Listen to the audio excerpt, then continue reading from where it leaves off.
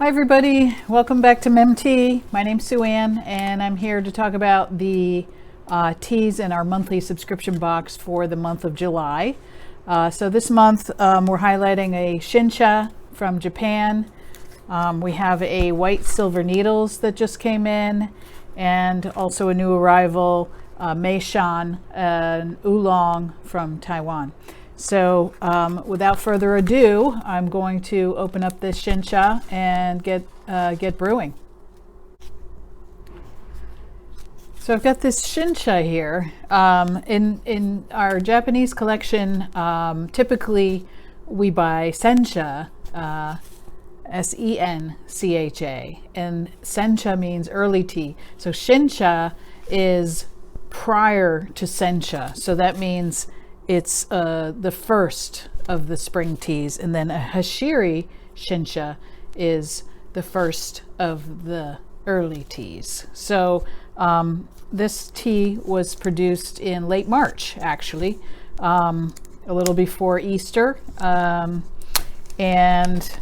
that is the first time of this year, 2021, that new growth had sprouted from the tea gardens in Shizuoka, where this tea is made. So Shincha is usually much sought after and oftentimes purchased sight unseen without, even getting a chance to sample it, because it gets snapped up so quickly, because we've been waiting all winter for these spring teas to arrive, and it's got just this lovely aroma of just smells like sweet greens. So the differences between Shincha and Sencha can be slight. For sure, the Shinchas typically will be less processed, so usually a little bit more gentle with the rolling and the drying and the final roast. Even the steaming will be a light steam versus a heavy steam, and this will vary from garden to garden, from factory to factory, depending on what the tea maker is trying to achieve. This one is very light, so this is a light steam and a light processed Shincha from Shizuoka. So I'm going to make it in a kyusu, which is a typical Japanese style teapot. This one is unglazed on the inside, so you would probably only want to brew certain styles of tea in it. Senchas are fine, Shinchas would be fine, Gyokuro would be fine, because all of those will have similar flavor profiles. It has a very fine mesh screen on the inside, which is going to keep those tiny leaves from falling through the cracks, hopefully. And this brew is, like I said, very small green leaves, so we want to brew it at 175 degrees or a little less, and 1 minute or a little less. This is the kind of teapot that is only 8 ounces, so you could probably get a couple of steeps out of it if you put a teaspoon in there. And if you don't have 175 degree water, if you don't have a digital tea kettle like I do, then the thing to do would be either take a little bit of cold water and pour that in your pot first, or take your hot water and pour it into this vessel, which is called a water cooler. So basically, if you don't have this fancy Japanese water cooler with a side handle, you could certainly use something like this. Pour your hot water into maybe a Pyrex measuring cup or another teapot, anything that will transfer some of the heat out of the water. That way, when you pour it in to your tea, it will have lost some of the temperature, and chilled down a few degrees, which will keep it from oversteeping the tea. So these are kind of sensitive green teas because of the small particle size. We want to give this a minute or less. And what this can do is we want to make sure that all of this water gets out of the pot before it's too late, before it oversteeps. So by pouring it into this sharing pitcher, this will this is the equivalent of like removing the tea from the teapot. And you can see it has this nice light green liqueur, and this way I could share tea with my guests, or I could just reserve it for myself and have a sip, have a cup. You know, it's really reminiscent of sunshine in spring. It tastes like baby leaves, it tastes like baby vegetables. It really just is the harbinger of spring. Of course, now we're well into summer, but this tea is holding up very nicely, and I hope that you enjoy this Shincha Hashiri.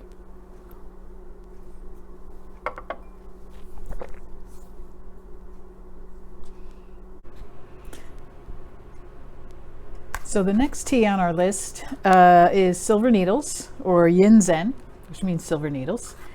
This is a white tea from Fujian, China, and it's made from solely the tips or the buds of the tea plant. So this is the most prized part of the tea plant. It's the part that is the plant's putting all of its energy into this new growth, and it's actually the tea that white tea got its name from, because of these. When you look at the leaves, what's fun about this collection for July is the radical differences between the Shincha being this super dark green, very tiny leaf, to these beautiful silver buds from the silver needle white tea plant. These have these beautiful downy white hairs on them, and it's really how white tea got its name is from these little white hairs, or trichomes as they're actually referred to, which is how the leaf is just basically still curled in upon itself. It hasn't opened up yet. So this tea needs to be picked in a very timely manner, so that the white tea buds can be utilized before they open up and become mature leaves. So what's nice about this tea is that this is only the buds themselves, the buds alone in the tea itself. And this is a tea that I like to brew in a gaiwan or glass or porcelain gaiwan, or even a glass teapot, so that you can really admire these beautiful buds and watch them sort of hanging gently in the water. So this is typically also 175 degrees, 2 heaping teaspoons, 4 minutes. And if that's if you're using a Western style teapot or an in-mug infuser and you want to get the full extraction. I'm using a gaiwan, so this only has a few ounces of water in it, with still those 2 heaping teaspoons of tea. So I would say, maybe after a minute, I'm going to have an extraction, and then I can add more water and get some more tea from that in my next infusion. The nice thing about the silver needles is, even though you can see the liqueur is going to be very light in color, it's going to have a nice rich mouthfeel to it. And that comes from an amino acid that is concentrated in this bud of the tea plant that's called theanine, which is of course unique to tea, hence the name theanine. And it works with caffeine, and it helps relax the brain. It helps keep mental clarity and focus. It's something that the Buddhist monks actually noticed that tea could give them this kind of stimulation that's not excitable or jittery like the caffeine in other plants like coffee can give you. The caffeine in tea is a more time release stimulant. It's more relaxing, gives you this calm alertness, which is enhanced the more theanine that's in the cup will give you more of this stimulation. So contrary to popular belief, there is some caffeine in this tea because all of the things that are in tea are concentrated in the bud or the tip of the plant. So white tea could conceivably have more caffeine than a tea like the oolong that we're going to try next, which will have some of the lower leaves on the plant included in the product. So this being all tips makes it a premium tea, and makes it also very healthful. A lot of folks drink white tea because it's the least processed of all teas. So this is a tea that would be picked and then gently dried either in the sun or indoors with a fan blowing throughout the room. It doesn't have any manipulation of the leaf, so no rolling or folding or heating. So this is just very gentle. You can see this almost looks just like water, but a very sweet water indeed. A little floral. I can detect some very gentle, sweet flavors like honeysuckle, nectar. I get the feeling of a very gentle sweetness. Not like honey, but more like a flower nectar. Lychee comes to mind. White peonies. It's a very delicious sweet brew. And if it's theanine you're after, and now that it's July, you don't feel like having a hot cup, this is a tea that can be cold brewed as well. So this is the 2 teaspoons of tea leaves in 8 ounces of cold water, which I just put in the fridge overnight. So this can then be strained right into some sort of vessel. Got this handy pitcher here, and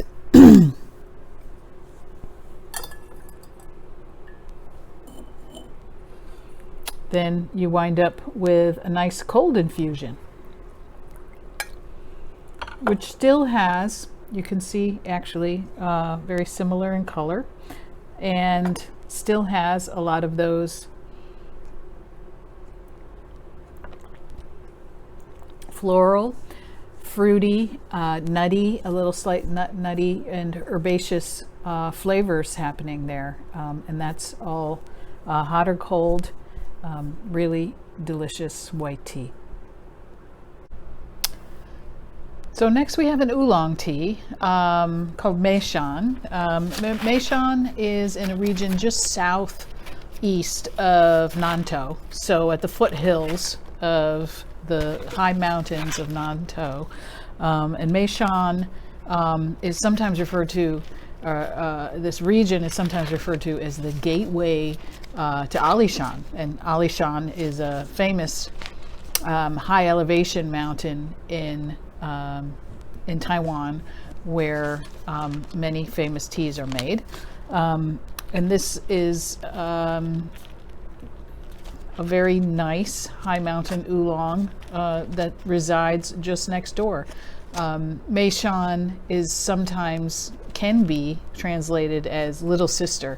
So I like to think of Mei Shan as Ali Shan's little sister, looking up and admiring her beauty.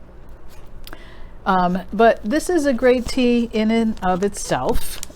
We've got very sweet floral fragrance happening here. So I'm going to put 1 teaspoon into this also adorable little Harvest Moon porcelain teapot. And this is great for gong fu tea brewing, which means I'm going to add my teaspoon of tea, which is typically good for 8 ounces. And I'm going to brew this 3 ounce batch of tea here, which means that I will brew it several times.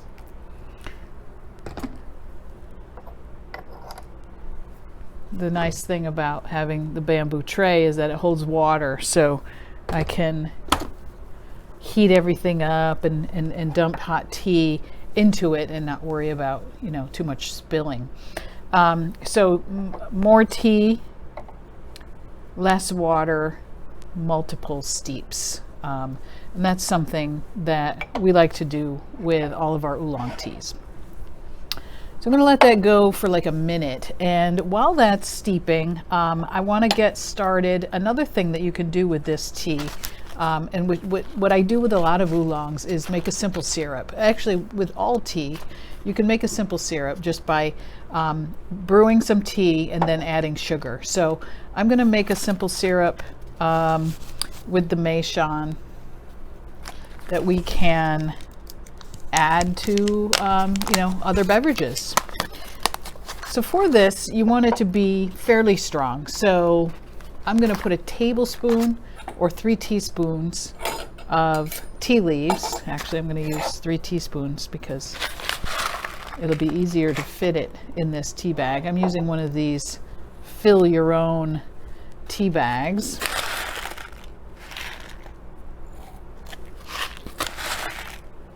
So this is quite a bit of tea because I want it to be extra strong and flavorful. It's going to become a syrup after all, which you then don't need very much of to flavor beverages. I'm going to add the recommended temperature of water, which is 195 degrees. I'm going for 8 ounces of water, and I'm going to set my timer for 4 minutes.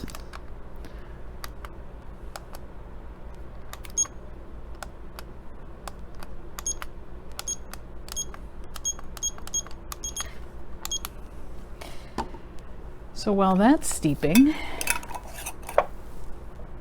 we'll see how this is doing. The other nice thing about when your pot and your sharing pitcher fit nicely together, you don't have to stand there and hold it because sometimes holding it while the hot tea is coming out actually can burn your fingers. But this isn't so bad. It's only 195 degrees, so not scalding. The nice thing about the first steep is you get all that aroma. So I get the aroma, I get kind of a toasted vegetable aroma up front. So this is due to the roast, typically after the leaves are shaped into these, and you can examine them in the bag into these tiny little pellets. They'll be roasted in an oven, and that gives the tea leaves on the outside a kind of toasted flavor, which you'll get in the first steep more so than in the consecutive steeps, and also especially in the aroma, because it's being washed off of the outside of these rolled leaves. So the first steep is slightly nutty. I'm getting a little bit of water chestnut, a sweet vegetal flower. I thought clover was a nice note for it. So that's pretty tasty. And this is the first go of it, which I can also then, because I've emptied out all of the water from my teapot,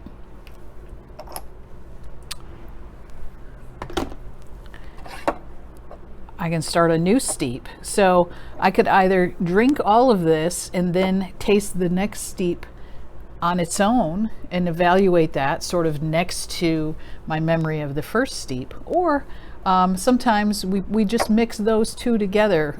What's nice about the sharing pitcher or fairness pitcher is that it's designed to blend the liquid together, so that rather than 1 cup, 2 cup, I'm going to put all of that tea together. And so then when I pour 1 cup, 2 cup, both cups will be equal or fair. So this is a really nice tea. You're going to get several pretty hearty steeps out of it. Again, some sort of light sweet vegetable flavors. We've got water chestnuts, clover, nice toasty aroma. Very enjoyable as a tea.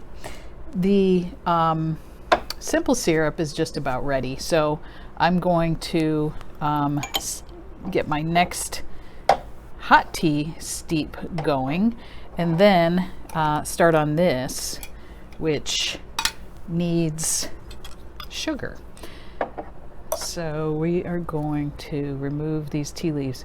So you see, I have really a lot of tea that's expanded quite a bit left. And this I wouldn't put to waste. What I would do is take it out of this paper filter or whatever filter you used to steep it in, and add that to a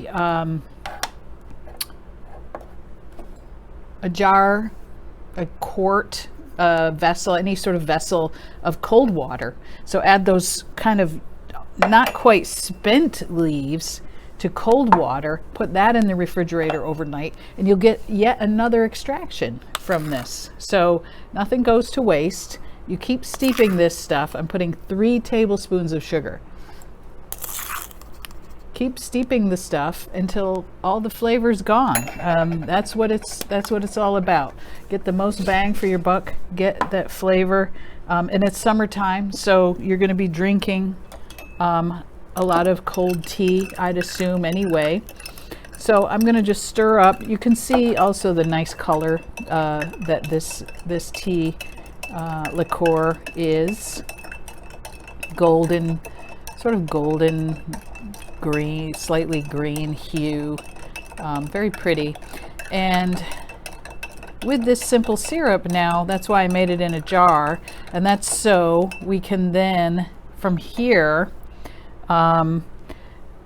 put a lid on it, keep it in the refrigerator chilled, and then when you want a beverage that needs a little sweetener, perhaps like I've got some club soda here, I'm a little thirsty, could use some hydration, but also kind of just want to jazz it up a little bit.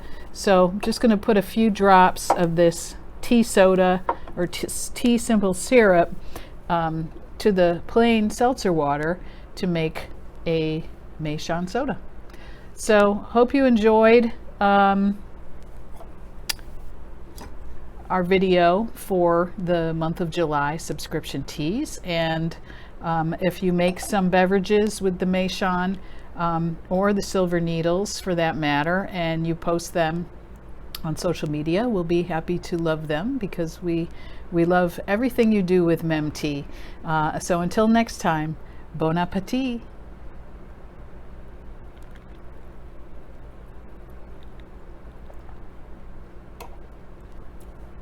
Ooh, that's tasty.